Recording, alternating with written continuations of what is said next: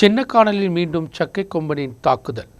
301ஆம் colony பகுதியில்தான் யானை நிலை உறுதிப்படுத்தியுள்ளது. இந்த பகுதியில் ஒரு வீட்டையும் சேதப்படுத்தியுள்ளது. ராஜேஸ்வரி ஐயப்பன் என்பவரின் வீட்டை தான் காட்டு யானை சேதப்படுத்தியது.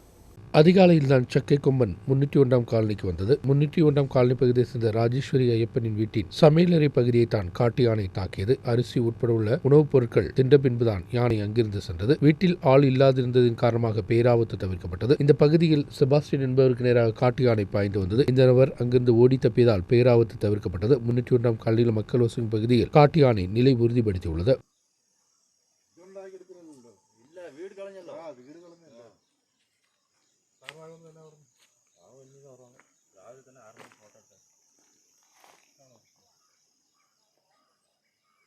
കഴിഞ്ഞ ദിവസം ആന വന്ന് എൻ്റെ വീട് കളഞ്ഞു.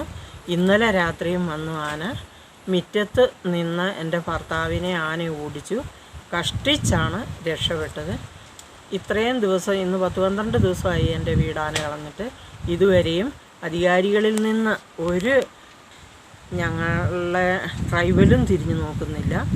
ആരും ഞങ്ങളുടെ ഒരു രക്ഷയ്ക്ക് വേണ്ടി, ഞങ്ങളുടെ ഒരു സമാധാനത്തിന് വേണ്ടി ആരും ഇടപെടുന്നില്ല. ഈ വിധത്തിൽ ഞങ്ങൾക്ക് മരണമല്ലാതെ വേറെ യാതൊരു സംഭവമില്ല. யானையை காட்டிற்கு விரட்ட வனத்துறை பொதுமக்களும் முயன்று வருகின்றனர். நியூஸ் பீரோ ராஜகுமாரி.